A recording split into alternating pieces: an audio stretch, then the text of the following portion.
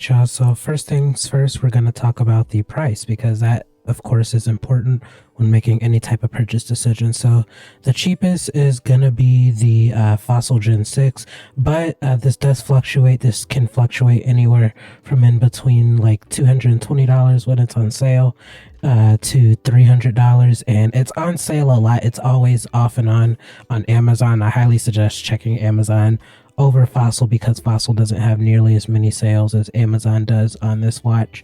The Ticwatch Pro 3 Ultra, this is $300 even around, and then the Galaxy Watch can also range from around $300 to $325. So yeah, if you're looking for the cheapest, then of course it's going to be your Fossil Gen 6, followed by the My Boy, and then finally the Galaxy Watch is the most expensive.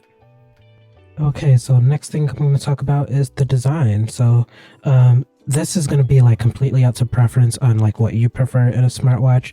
The most sporty looking one is definitely the My Boy Ticwatch Pro 3 Ultra.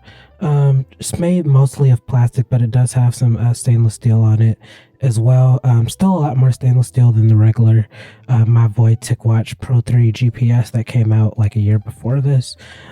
So yeah, this is the most sporty looking one, but I will say it looks really good with leather bands and rubber bands like I have on it right now.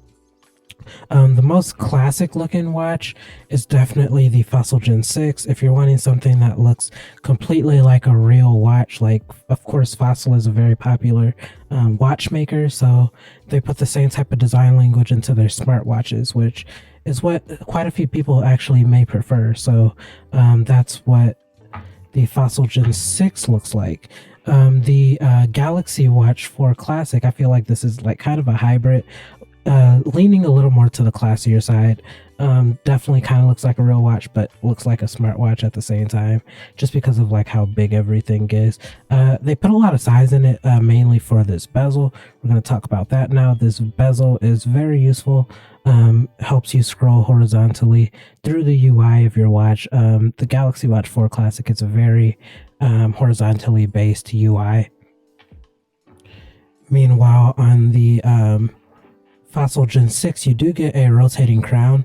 You get 3 buttons on this, 2 buttons on the Galaxy Watch, and the buttons are programmable.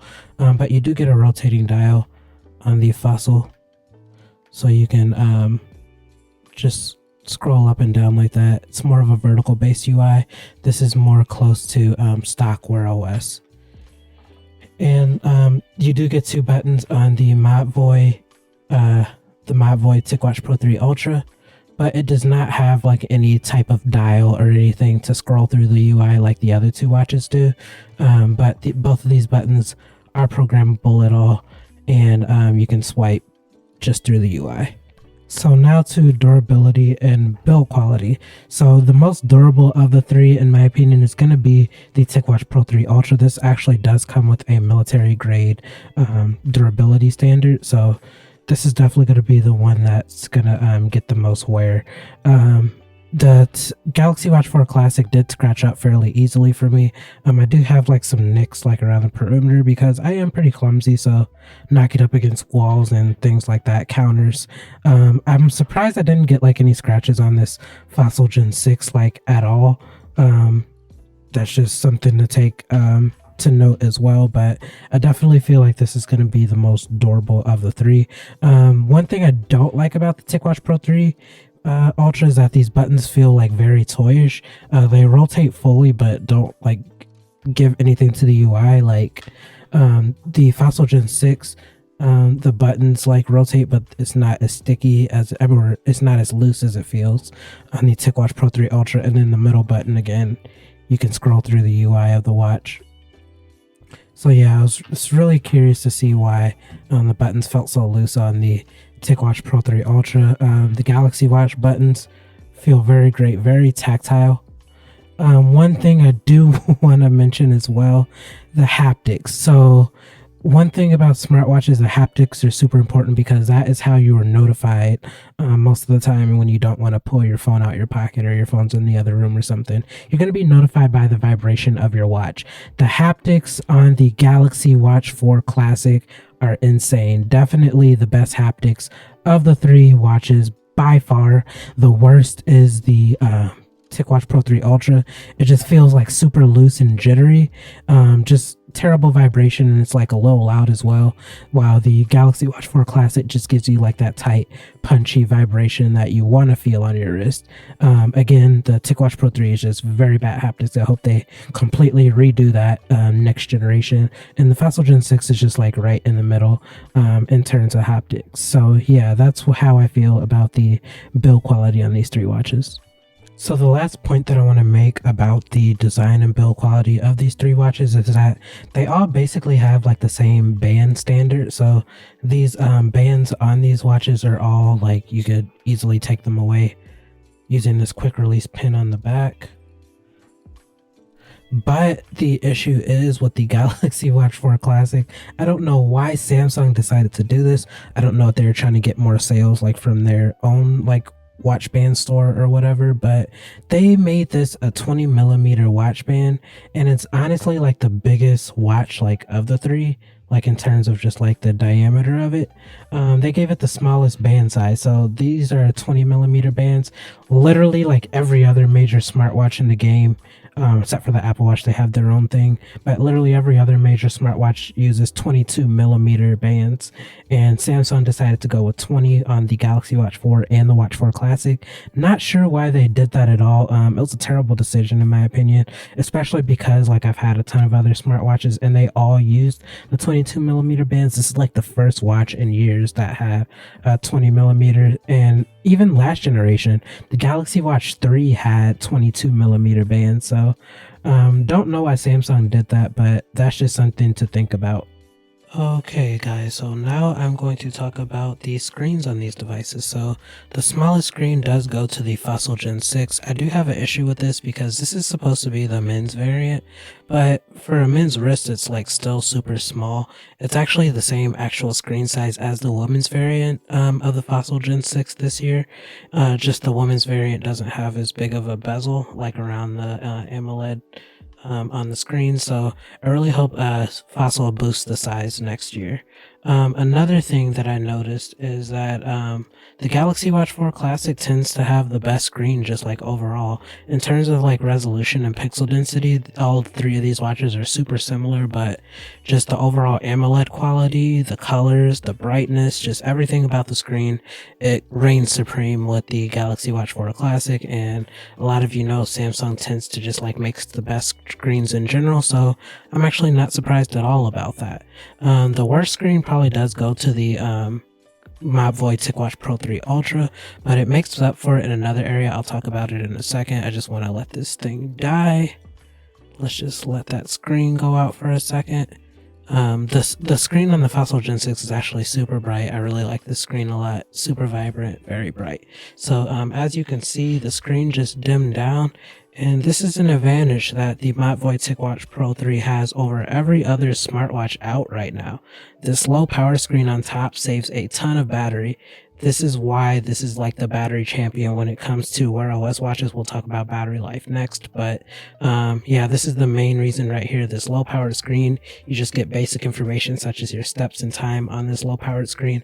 And when you flick it, you do get like a light, so you can actually adjust the color of that light as well. I thought that was a very nice, just a very nice innovation that they did there. Really hope to keep seeing them do that later on, and I hope to see more companies follow suit with that double screen layout that Mobvoi implemented this year.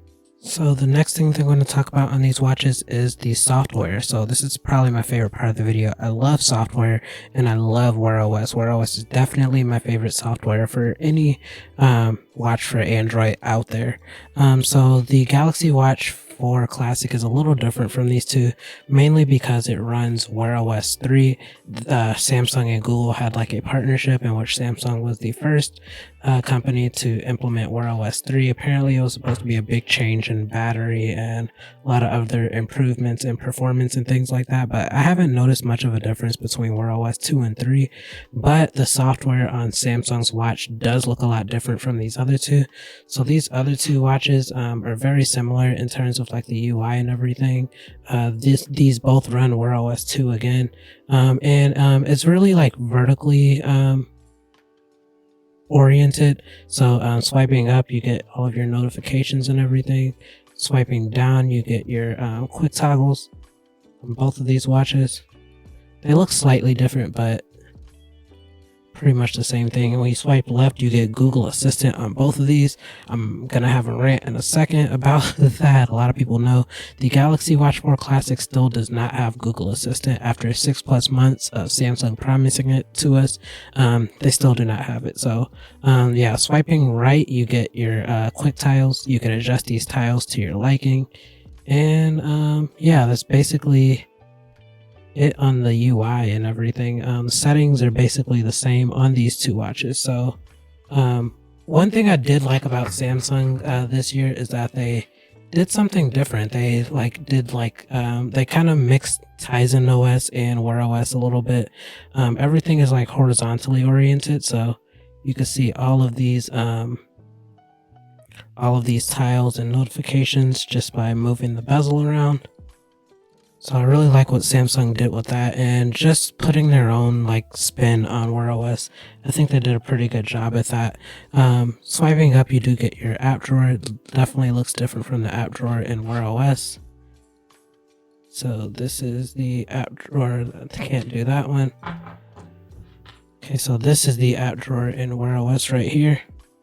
You just get one line. In Samsung, you get all of these apps like a little honeycomb. So one thing that Samsung did leave out on the Galaxy Watch 4 Classic is Google Assistant. So there's no way to access Google Assistant natively. There are a lot of different third-party ways to do it. There's some hacks to it right now.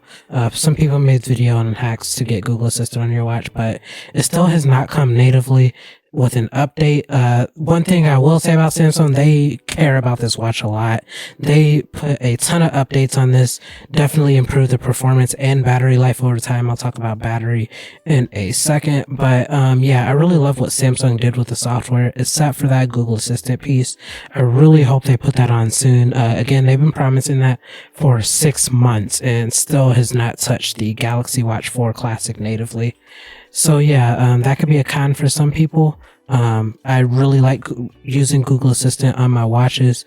Just think it's super fast and convenient, but yeah, I hope Samsung puts that in soon. So something else I want to mention on these watches is that they do come with some pre-installed apps. So the Mapvoy, these are all like Mapvoy apps, specifically health apps, and these are all very useful health apps because natively WearOS does not support like a lot of these health settings such as like Tic Pulse, Tic Oxygen, Tic Sleep. So those will track your pulse, your blood oxygen level, and your sleep schedule. And then the Fossil watch, Fossil doesn't really have like its own integrated apps. They use like a lot of third-party options such as like Nike Run and Facer for your watch faces. And then finally, the Galaxy Watch 4 Classic comes with a lot of Samsung apps such as like Samsung Pay, Samsung Health, and Samsung the Buds app. So a lot of these will help you, especially if you're invested within the Samsung ecosystem. Okay, so every WearOS watch, like pretty much every other major smartwatch, in order to get it to work, you will have to download like a third-party compatibility app. For the Fossil Gen 6 and for the Mapvoy Ticwatch, you do have to download the WearOS by Google app. And once you're in there, you get a ton of settings to choose from. You can adjust your tiles, your watch faces, your notification settings, as well as many other settings from this screen. In terms of overall fitness tracking, I definitely feel like the leader is definitely the Galaxy Watch 4 Classic, followed by the Mapvoy Ticwatch Pro 3 Ultra, and then the Fossil Gen 6. So I feel like the Galaxy Watch 4 Classic is a winner because it definitely feels like the most accurate fitness tracking, and they've just been doing it longer in general. So the fitness tracking is way more refined on the Galaxy Watch 4 Classic. And also, I just like the amount of settings that you actually get on the watch. So there are just like a ton of settings that the Galaxy Watch has that these others don't have. One of my favorite is like the auto pause workout. So when you're just like doing a workout, you're doing your run, and then you pause for a few seconds, it will give you a prompt to pause it on your watch automatically. These other watches don't do that. And a lot of other major smartwatches don't do that. So I really like that the Galaxy Watch does that. And again, the fitness app on the Galaxy Watch 4 Classic is by far the most feature-filled and robust fitness app that I've ever seen personally. The Fitbit one or the Garmin one may be better, but in terms of just like your regular consumer smartwatches, the Galaxy Watch 4 Classic definitely has the best fitness app. Okay, so now to one of the most important things about these watches, and that is the battery life. So head over heels, by far the winner in battery life is definitely the Ticwatch Pro 3 Ultra, and that is mainly because of that low powered screen. While these other watches, you basically can't, most people actually turn off the always on display because it kills battery so much. You can keep it on this watch and still get really good battery. I don't know if it has like a bigger battery than the other two, but Mavoy did a great job with battery on this. You can get up to 3 days on here. That's like around my average, from like 2 3/4 to 3 1/4 days on the Mavoy Ticwatch Pro 3 Ultra. The Fossil Gen 6, by far the worst battery life on these, but it makes up for it in charging. This is actually the fastest charging. These two watches take, I'd say, 2 hours and above to charge. This can definitely charge in an hour, and it has a quick charge setting in which like 5 minutes will give you like 20% and 15 minutes will give you like 50%. It's kind of crazy. Super quick charging on the Fossil Gen 6, but it only lasts like around a day or so. The Galaxy Watch 4 Classic is actually an interesting topic for battery life, because it's actually gotten better literally every update. I've had around 5 software updates on the Galaxy Watch 4 Classic, and literally everyone has increased the battery life for me. So right now I am getting around 2 to 2.5 days of battery life on the Galaxy Watch 4 Classic, and hopefully it gets better with even more updates down the road. Okay guys, so overall, in these three watches that I've tested, my personal favorite would probably be the Galaxy Watch 4 Classic, just because it has that mix of battery life, looks, and just overall software functionality. It's a lot more features on here than it is on the other two watches. That's why I prefer this. For most people, I would actually suggest the Mavoy Ticwatch Pro 3 Ultra, just mainly because of that battery life. And then it has more health features than the Fossil Gen 6 as well. Unfortunately, I had to put the Fossil Gen 6 in last place just because of the lackluster battery life, and the fitness tracking is also the worst of the three. But in terms of looks, this is actually my favorite looking watch of the three. Again, Fossil is a watchmaker, so they make beautiful smartwatches as well as regular watches. Really like just like how heavy this is, and just how premium it feels in the hand. The stainless steel on this watch is extremely nice. So yeah, if you have any other questions regarding these three watches, feel free to leave them in the comments. I'm going to wrap this video up.